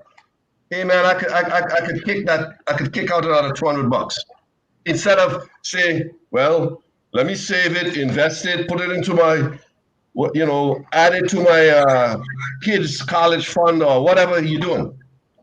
But it's a fact of economic life, the consumption function. The more you consume, you consume more. I'm listening. Let me share this, and I can only share with people what I live, because theory is fine out there, but what I live and what you're saying, what you said earlier. The thing is this: adults suffer from peer pressure maybe more than youngsters do. And so we get a little extra money and we're going to do this, and then the neighbor is doing this and all the rest of it. When, 4 years ago, I made a conscious decision. I should not have cable television that costs it's almost as half of my mortgage. That is stupidity, in my opinion. So I don't care how many channels you have. I will never watch all those channels. So what I decided to do is this, and I tell people, you can talk all the filth you want. Until you put things into effect, it means nothing to me. Now that's how I am. I'm impressed by people who put things into effect and then talk about it. And I live that way, and I believe in it, and I teach people that way. And I teach my son that. And let me tell you this, when I made a conscious decision, I would not ever purchase cable again. It's too costly. In the audit that I do, there are two categories of people. There are people that are called categorically indigent, meaning they have no money. Okay? There are people that are called medically indigent, which means they may have $10 million, but the procedure that they need is $10,000,001. You can be flat broke regardless of the money you have. Okay, and the very idea, and I'm very passionate about this, is you think you got some money in the bank. You got a savings account. You have worked for the man for your whole life. And you have put money away. And you think you got something. Well, hold on, Papa. You're going to find out it's not shite you got. In a minute. One slip, one fall. Hold on. One slip, one fall. Listen. The passion is here also. I will finish what I said. The bottom line is, if we do not learn discipline, if we do not learn that we don't have to buy everything that pops up in front of us, if we do not learn, listen, you don't have to agree with me. I'm telling you what. I agree with you. But let me tell you this. A Jamaican man came to my house and asked me, told me he had a $400 cable bill. He's married, and asked me if I would help him and his wife pay his cable bill. I said, let me explain this to you. I said, if you're hungry, I will buy you some food. Do not ask me. And I was very passionate and very angry. And let me tell you something. You know what I did for 6 years now? This is 2020. You know what I did 6 years ago? More than 6 years. 7, 8 years. I went to what do you call them place? I can't remember the name of the place now. Goodwill. They sell appliances. Radio Shack? No, one of them. You know what I'm talking about. And I said to them, I need an antenna. Brand Smart. Brand Smart. One of them. I said, I need an antenna. That's where I thought you were going. That's why I think of Radio Shack. I think it cost me $14.99. So what I did, I bought 3 of them suckers. One upstairs, one in my bedroom, one in my son's bedroom. I get several channels. ABC, CBS, NBC. He gets to watch the sports that he likes. I don't pay money. I have not paid a penny to watch a TV show in over maybe almost 10 years. The bottom line is I refuse to be duped. I refuse to be raped. I refuse for people to tell me how to spend what I got. It is a decision that we make. My son goes into American Eagle. All right, hold on. I want to bring Bernard. I want to bring Bernard back into this conversation here. Right? Sam mentioned something a little earlier on, and he talked about the piggy bank, breaking the piggy bank. Tell me what could I do with a few coins? A few coins. How could I make that multiply? Bernard, I've often heard people talk about buying property with no money.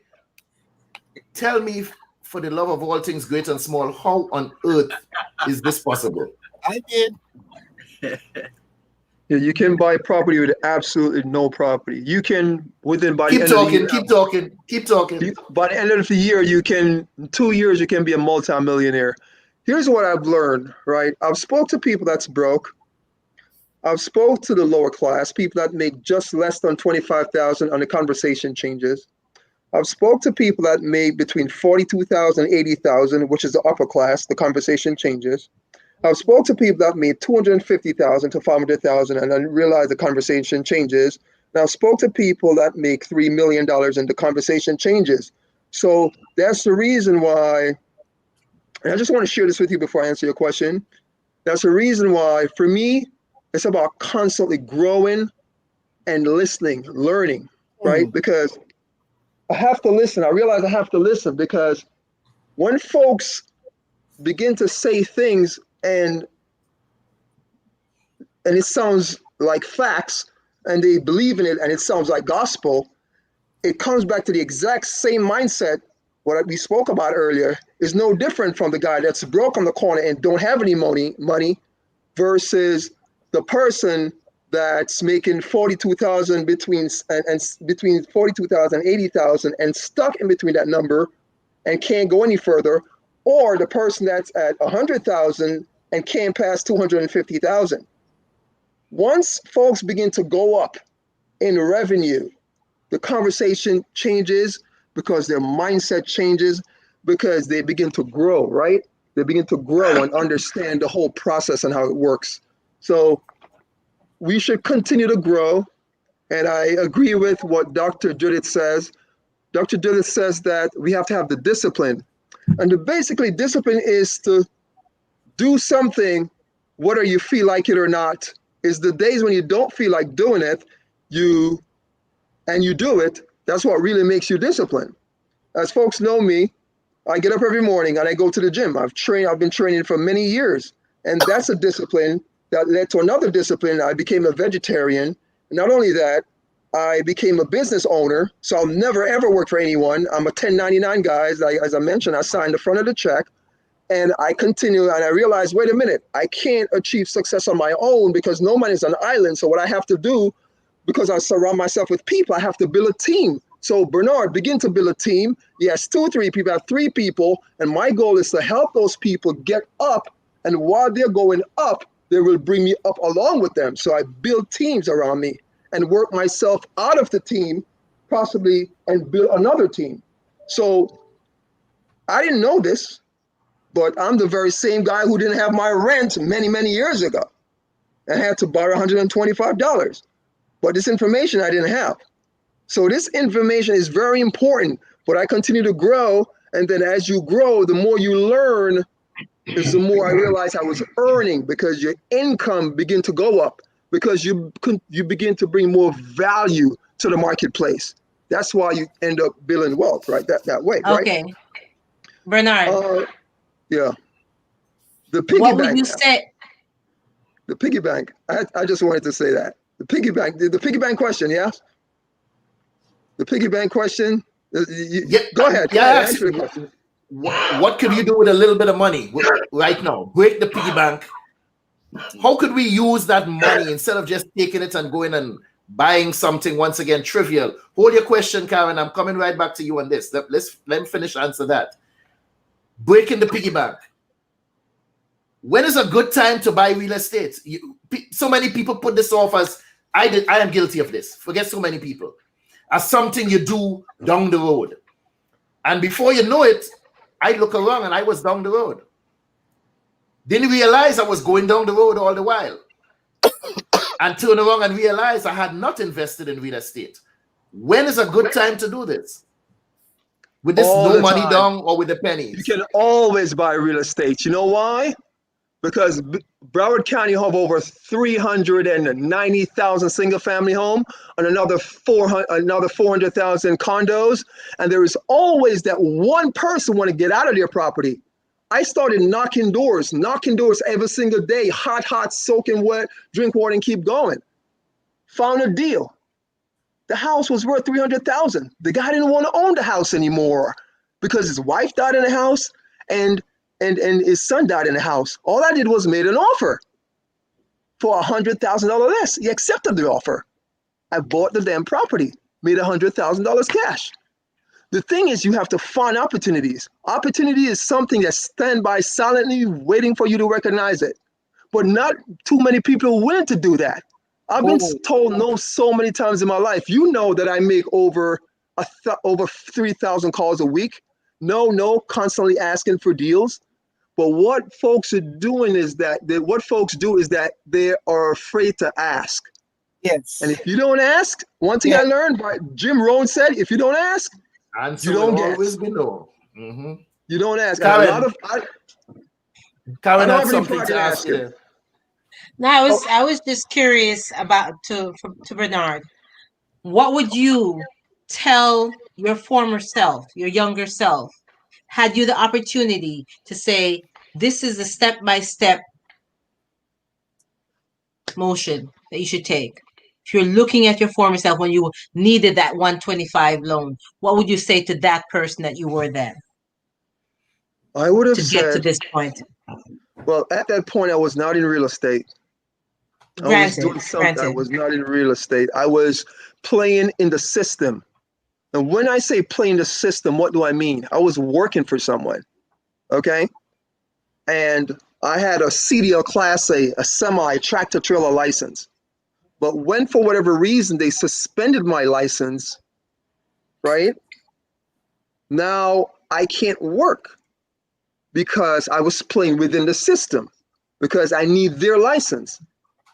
Now I told myself, I had this conversation with myself, I have to get out of their system and stop playing within their system. It's best for me to play within my own system. Amen. And I can set my own rules. Amen. So what happened is that I started knocking on doors.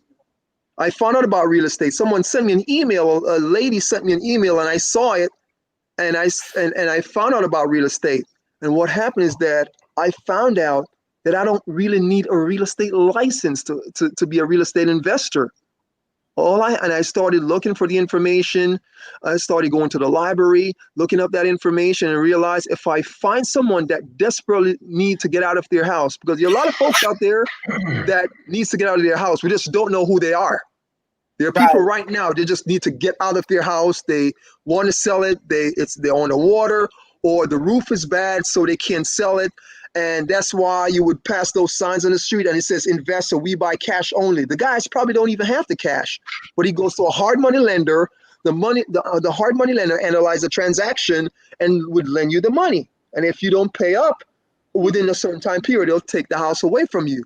But however, what I did was I went out and I reached out to a few folks. And I asked for help. This is another thing too. A lot of folks do not like to ask for help because of pride. I'll ask you for help. If if Judith says something today that I can learn from, I'm taking her information. I'm going to say, Judith, listen, you want us to grab lunch? And she may say no, and I'm going to ask her another 20 or 30 times. You understand? Because I want to learn as much. I want to get into her mind. They say if you teach a man, if you give a man a fish, okay, Eats for a day. Eat for a day. But if you teach a man a fish, he has fish for life. So what I did, I found a seller. I started knocking on doors, putting outside, found a seller, eventually stumbled on a guy from Trinidad. His name is Kali Prasad. Can't forget that guy's name. He's an Indian guy from Kali. His name is Kali Prasad. He allowed me to take his property and put it on the contract. And I didn't even understand the contracts. The guy asked me, what is this paper for? I didn't even know the paper. I was just making mistake all along, but all I do, I was just going along with the process. I wasn't waiting to get ready. You know, there's this thing called analysis paralysis, where folks trying to get ready to get going, to starting, to get all the information, to read all the books. No, I was just failing forward. So when I didn't understand the paperwork, I read it in front of the guy, and he said, listen, oh boy, I don't think I should hire you. You know, you don't even understand the paperwork. and he said, let me call you back. And I left. I went back the following day, and he decided. He said, listen, man, I want to go and list with you. And he listed the property. He gave me the property. That was my very first listing. And I went, read out the paperwork, study it, and learn from there. And then that one, which was my first, became my second. And and then I continue doing it, keep repeating, rinse and repeat, and it allows me to build just a little bit, and then a little bit more, and just a little bit more. I didn't become listen. I can delay gratification. Listen. Let me talk something about this mindset. Why is it in society today, and I've been seeing this since I was small, that some people, mostly rich people, millionaires per se, could lose everything, start over from scratch, and excel past many of us who've been in the race without interruption. Yep. They have it, they lose it, and they gain it back and go past me and you as if we're standing still. They understand the system, and they have the propensity to take risk. Yes. They understand the system. Yeah. And then they don't fear the system. I know people who went through that. I mean, and lost. I ain't talking about 100 grand, you know, millions of dollars, and came back. And there's several people who went on to have, you know, very successful publicly traded companies, etc., that lost a ton of money, and they persevered, you know, changed direction, convinced people to invest in them again, and you know, but and you know, the people that you're describing, right? They have a totally different mindset up here, and that started from childhood. Yeah. You know, they started from childhood. I mean, look. I'll give you an example of something from way back when, a city college, Baruch. We're about to graduate, right? And you have companies coming to school to interview. So you gotta get a nice suit, man. You gotta look businesslike, right? And back in those days, you get your suit, and you got a Samsonite briefcase.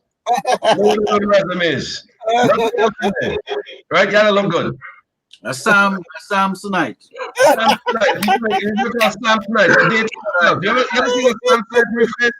I remember them. It costs like $49.99 by Macy's. That's right. All right.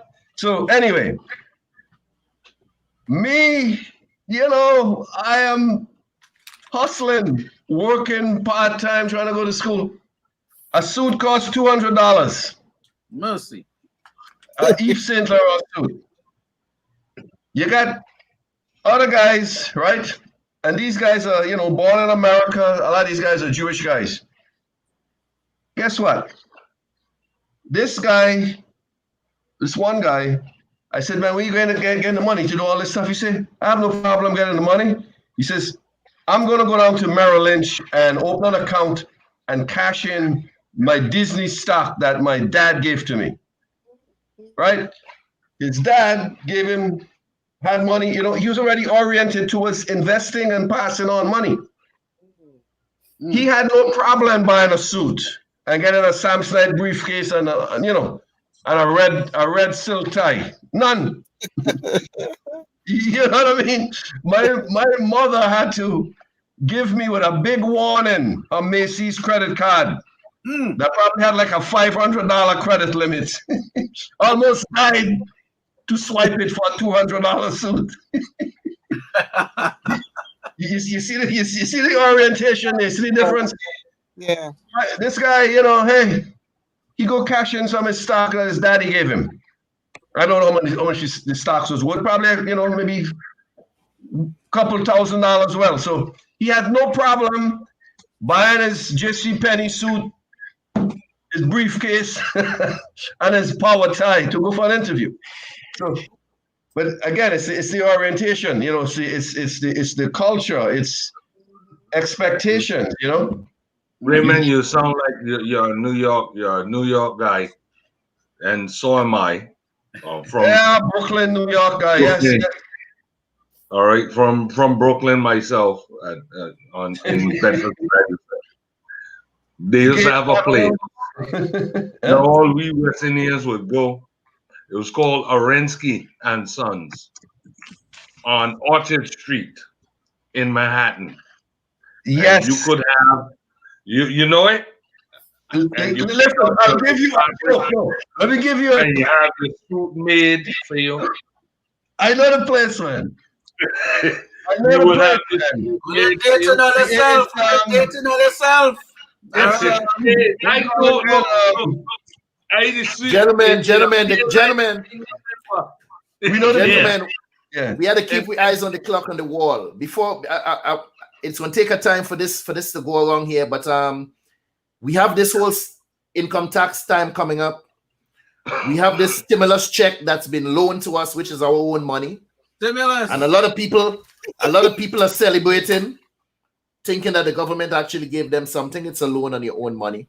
10 million. We complain that it's small. The $600 is too little. But from your own area of expertise, please close us out with these thoughts. What can we do right now with that $600 that could put us in a better situation and take us out of this dark abyss called broke? You asking me that question? Each and every one. What can we do with your own personal advice? What can someone do with that $600 right now, as opposed to just spending it to get yourself out of this abyss called broken? I would not put the $600 in a savings account, because the best rate you could get on a savings account now is like 0.8%. That's 1%. I mean, I wouldn't do that. Here's what I would do. I would open up a Fidelity account, Fidelity Investments. I would start with a large cap mutual fund. Put the $600 in there, okay? And once a month, I'll put at least $100 in there. They call it dollar cost averaging. I can explain it. It goes a long way. And just use the power of the market, a grander scheme, to compound the money. At some point, you can take it out and do something else with it. All right, but that's a simple, proven way of doing it. You have to take a long-term mindset. 3-5 years, and just do that. It works. I'm not just saying it because it sounds good. I did it when I worked for Citibank as an investment consultant. We did that for years. So those kinds of things. So that's a simple way of doing that. Easy. By the way, the $600 is taxable. You know that, right? And the $1,400 that you're gonna get once Biden gets his butt gets hot in the seat there by the end of the month. It's also taxable. They didn't tell you that. But you mentioned something when you get back your own money. It's taxable. It's considered income. Don't start because I'm going to start coughing again. Okay, gather yourself, Mark. Mr. Campbell, what's the wisest thing we should do with that $600? You can put in a Vanguard index funds and continue to add to it, and it will compound over time and grow from there. A Vanguard 500, S&P 500, ETP. Yeah. You can do that with it. Or you can go to real estate school. or this is what you can do. You can take that money and purchase some signs called dirtcheapsigns.com. Go to dirtcheapsigns.com and start putting up some signs letting folks know that you sell real estate and start calling yourself an investor. Every day get up, look at yourself and say, I'm an investor. I helped 2 people today. I helped 2 people today. You can do that. And start telling yourself that every single day. I helped 2 people today. They're going to speak as if it already happened. And then go out and literally start knocking on some doors. And they're going to hear folks say, hey, it's a coronavirus. Oh, listen. You know, I heard Jim Rohn said something, and I'll make it really short. He said that the guy got up the sales guy got up one morning, and he looked out the door, and he said, look out the window. He said, wow, it's raining. Wow, everyone is home today. And then the other sales guy look out the window and go, wow, it's raining. Since everyone is home today, I should get some sales today, right? So you have to do what most folks are not willing to do, right? Yeah. But here's the thing with the $600 though. I get up every morning and do what I do because I have a why, and it's very crystal clear. My why is very crystal clear. I'm doing something for a reason, everything that I do, and it has nothing to do with me. It's external. It's outside myself. I think if it had to do with me, I wouldn't work as hard. Right. But it's the fact that I'm helping others, because I feel a lot more comfortable when I feed someone versus feeding myself. It's just looking at folks enjoying the food. So now I'm helping others. So I help my family. I'm helping quite a few people, and they depend on me. And they know I'm getting up, and they're getting up too. And my team, my real estate team, know I'm getting up as well. And people are depending on me. So if I'm in a leadership position, I have to deliver. So it depends on what someone's why is. That's how they make the determination what they do with that $600. But they can, of course, put it in like I said, the Vanguard S&P 500 and continue to add to it. But what if they don't have any money to add to it because they're not getting any money? And you know what I mean? So it depends. It depends on the individual and what their why are and what they really need. And the long-term goal is, or short-term goal, within a year or 2 years, what their goals look like. But I would say the Vanguard investments or real estate. Karin, could you tell us what could I do with my $600 other than giving it to you? Which you would never do, so cut it out. No, I just wanted to close out by saying Bernard Campbell and Mr. Raymond and Mark are all financial guys, so they sort of laid a little background information, but there's so much that you can learn online. Educating yourself financially, taking a leap of faith and investing in yourself. We refuse to, we will invest in somebody else's company, buy this product and all of that, but we will not invest in ourselves, in our own financial future. And I don't understand that. I was never taught that. And I'd like to take that back a little bit and say that it should be a staple offering in from high school or so, from high school on. It should be offered basic financial education, so that when they leave college, they have an idea of a variety of things that they can invest in. You know, if I just may interject for was 1 to 10 seconds, I couldn't agree with you more. And would you believe I have a 15-year-old son who is in high school here in New Jersey, and he's they're teaching them remotely, and that's now part of the curriculum. I wish it was then. They're teaching them. They take a course in basic finance, and the guy's teaching them about taxes and credit and all this kind of stuff. And because I couldn't. Financial ignorance is something I never knew it existed to the extent that it yes, it does. When I went to work for Citibank in the Bronx, okay, Fordham Road in the Bronx. I don't know if you guys are familiar with the Bronx. Yes. I was senior investment consultant. I had 16 branches and about 12 guys under me, okay? Went from one end of the Bronx to the other. And I was astonished, especially being a minority myself, as to the low investment IQ. It blew me away completely. I wasn't ready for it because I came from Wall Street dealing with a different demographic, and I went to work for Citibank, Citicorp, doing this investment thing for them. And I simply couldn't believe it. I couldn't agree with you more. One last thing. Anyone have a savings account here? Everybody save money? Oh yeah. I do have a checking account. I do have a savings checking. You got a checking account. There's an app called Digit. DIGIT. Okay? And what this is, it's an algorithm. It's driven by an algorithm. You log on to the app, it's free. You link your checking account to it. Okay?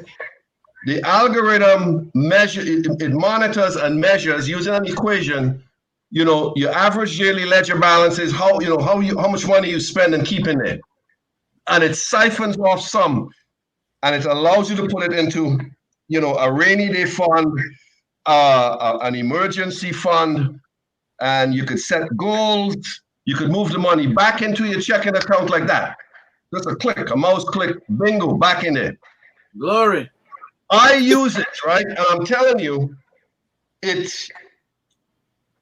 thing works. I mean, I got into it because I was doing some analytics with some young guys, and we were talking about algorithms, and they mentioned Digit. I've been using it. You'd be surprised the amount of money you could save over a relatively short period of time. And obviously, it depends what you put into your checking account, okay? And I had to, with the pandemic situation, I have a sister that lives down in St. Vincent. She needs some help or whatever. And I say, okay, you know what? Let me see what's in this Digit thing. And I can just grab 5 Benjamins and go click, click, boom, send it to her. You know what I mean? It makes sense. It works. Try it. It's safe. I'm not saying it's something that look, I could show. It's something I use. I just leave it there. I mean, I don't often take the money out. It says Digit. Digit. There you go. It's called DIGIT. I don't know if you could see it. No, there's a glare. It says DIGIT. Digit. Oh boy. I'm writing it down. Yeah. It's okay. Now they also have on here. You could link it to your credit cards, and it'll give you a budgetary way to pay your credit cards, phone bill. I don't use all that stuff, but you could definitely use it for savings. Okay, so Raymond, why don't you tell us where people can find you to get more information? I gave my phone number. You want to write it down? Give us your social. My phone number, not social security number. No. Your social media presence. Where can we find you on social media? Well, that's right. Social security. I know. I'm just kidding. If you can write my phone number down. No, don't give your number. Don't give your number out like that. No, we're not Tell gonna us give where your we can number on find the you. I air. tell you what. Sam, you have an email address or something? You could email Sam, and I'll. Sam, you can give them my phone number. You can email it to them. We can work that out. We can work that out. But the digital thing you could use. I mean, just go to the app, so put it in there, slap it on. He works for a company, so it's a little bit different for him. Okay. You know, so Understood. someone needs to get in touch with him directly to consult. I'm sure Reggie will If you want to talk to me, I can help you out, whatever it is. But the All right, digital Mr. thing, Mark Chase. I swear by it, huh? Mr. Mark Chase, take us home. Well, I do something called night trading, which is after we get off of here, I'm going to go and look at the values of different dollars within the Caribbean and South America, and will take my US dollars and purchase it. And hopefully it goes up overnight. Glory. And then I will transfer it back to US dollars. So for instance, tonight I'm going to bet on the Brazilian real, and I will probably buy $700 or $800 worth, and hopefully it will rise, and I will come home with $1,000. So sometimes betting on other currency or currency trading, you make out quite fine. There is no app for that. That's something you have to go out. Right. Foreign currency trading. Okay, very good advice. I hope that everyone looks into that and that we all reach one, teach one, and we all absorb this information. None of us are too big for anything. I do the same thing with stocks, by the way. Okay. We will look at Bernard's information in terms of real estate. We will look at Raymond's information. We will look at your information, Mark, and hopefully we can all grow as individuals and as a group. And as Karin say, invest in education. Dr. Judith, take us home with your closing remarks on this, on not being broke. Listen, I wanted to ask a quick question about Bitcoin. Anybody dealing in Bitcoin? Oh man, it's very complicated. I mean, it's yeah, I know it is. It's a cryptocurrency that's based on a digital ledger that represents purchases. They call a blockchain. It's very confusing. I mean, it will take a while to figure it out. Yeah, it could be dangerous. The valuation is a little bit nebulous, it's a little abstract, the valuation. Yeah. I like that. Abstract. It is an abstract, fairly abstract concept, but you can't get into everything. I mean, I trade stocks like my good friend here trade currencies. I trade stocks every day. I do that kind of on the side. It's kind of a hobby. I flip stocks over, I do all that crazy stuff, And that's a whole other skill set. And it takes a different level of guts. Yeah. But I'll say this, Curtis, and I just say this to you, Bernard, real quickly. What you said earlier about buying property without money. And I literally did that 2 years ago. I spoke to a real estate lady. I said, I need a house. I told her what kind of house I live in. And I said, I don't have any money to pay down on it, but I need it. I think 3-4 months later, I moved into the house that I'm living in now. Beautiful home. And I didn't pay down one penny. I made a decision to ask questions. I made a decision. And what I did is I told her what I wanted. And then I use the word I because it makes sense right now, but I operate on the source that is higher than me. And so what I said to her is, you know what? If you can't help me with this, he will send me somebody else. The moment I said that to her, it was now incumbent on her to prove she could help me. And I spoke to her late October 2018, January 12, 2019. I signed the contract on this house. I just refinanced it at a pretty good rate with the rates the way they are now. 2%. And so, but I'm saying that to say what Bernard said earlier. A lot of it has to do with attitude. A lot of life, period, has to do with attitude. And I believe I didn't necessarily hear the voices that you guys heard, because I don't think women are told things that men are told. I don't think, but I've always heard beyond what I'm supposed to hear. I grew up with a father who told me anything and everything. So I never knew I couldn't think beyond what I see. So therefore, our view of money, I believe it, I live it, is that I must know why I want it. I must know the value of it to me. And I must always give something. Always. And I said it to somebody yesterday. I truly know in my heart that the more gratitude I show, gratitude is a powerful tool. And the more gratitude that I show and I live, I believe God said, you see that little girl there? I'm going to bless her. Because she's grateful for every little thing.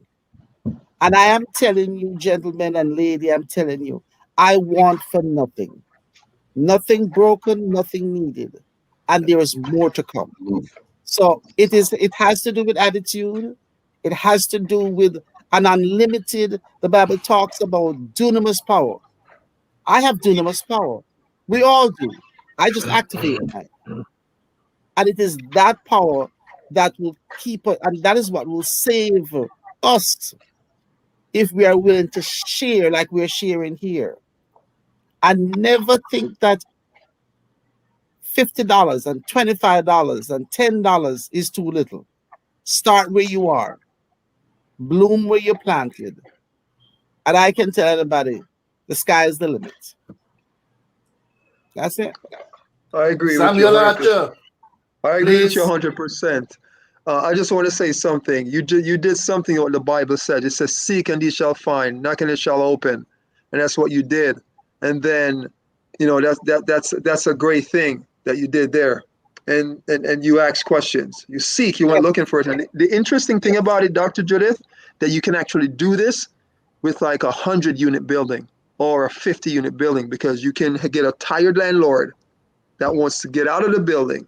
And you can take that building and you'll finance it for you, a seller finance, and then you can put it in an LLC, and then you can eventually refinance the same way and take it out of his name and put it in yours.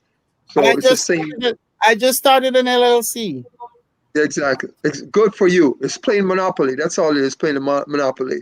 But see, and you see what happened there? You did not have to deal with the bank initially. You dealt with the lady privately. And you did right? So a lot of folks believe that they have to play with these institutions. No, you don't have to play with them. You don't have to play within the system. You can play outside of the system. I love it. I love it. I love it. Mr. It's Archer. awesome. Just pay it forward. Mr. That's Archer, all. talk to us. There you go. Talk to us. I need for you to tell us the dangers of sitting on the sidelines. We need to get into this game. We have to participate. Yes. This was a very spirited discussion tonight. Very spirited. I want to thank all the money, finance gurus we had tonight. And I just have 3 points real quick. When Reggie said to Dr. Judith, you created a link there in terms of passion. It brought me to a quote I have that I start my book off with, and it's a Zig Ziglar quote, and it says, "You will get what you want in life if you help enough other people get what they want." Yeah. True. That's what I start off this book That's with. what it is. That's what I start this book off with. So if you didn't have this book yet, all right, good. That's a shameless plug right there. And the second point that I gathered from the discussion tonight is vision. Without vision, Commit to the vision. people perish. There's no light. If there's no light, you can't find your way. Amen. That's why you don't sweep your house in the dark. You might throw the baby out with the bath water. Let that settle in for a second there. And my third point for this discussion tonight,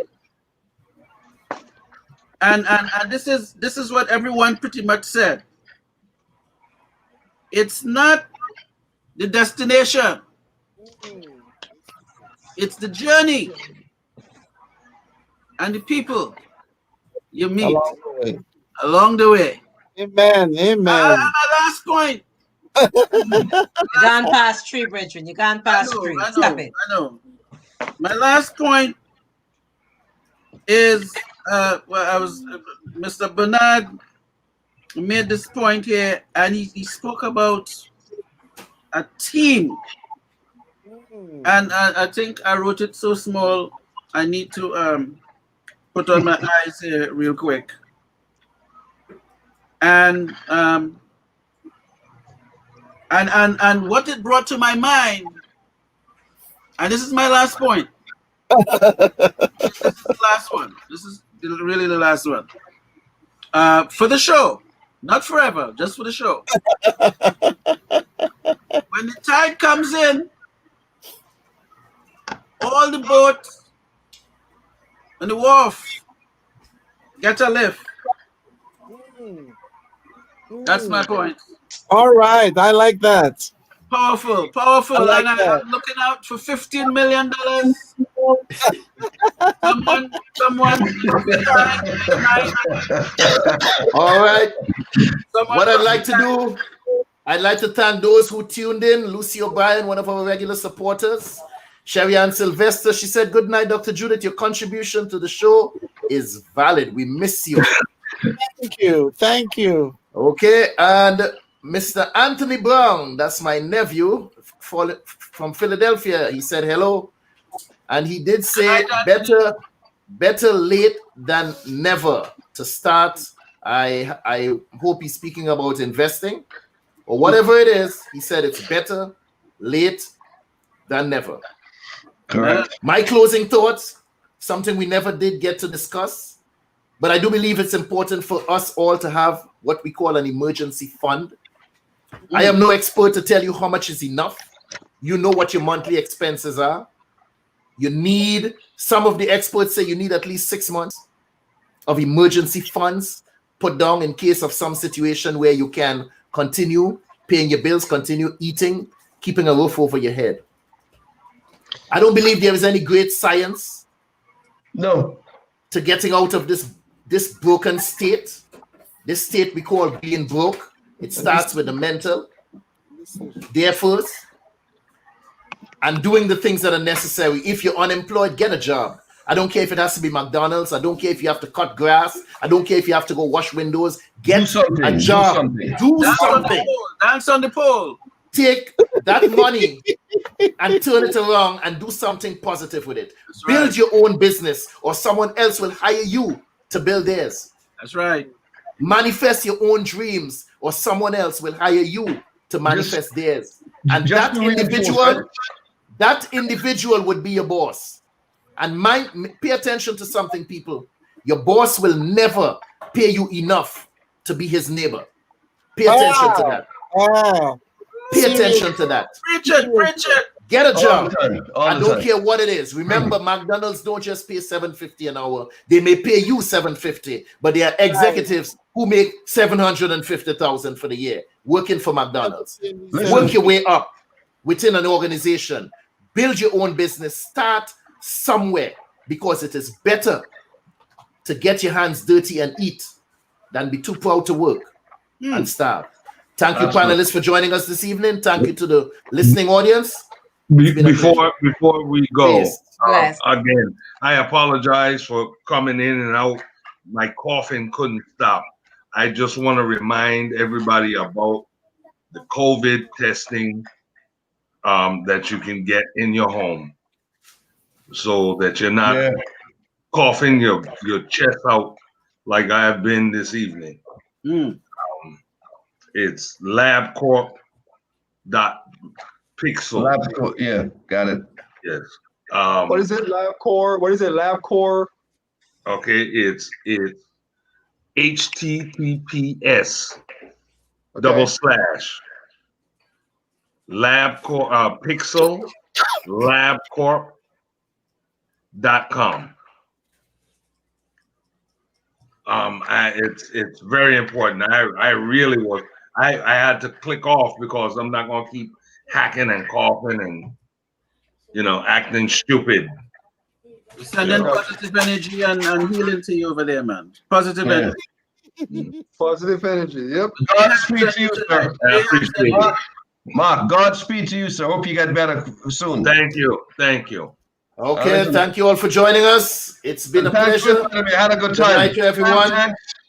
Everyone Thank you. stay put. Everyone stay put. Bless.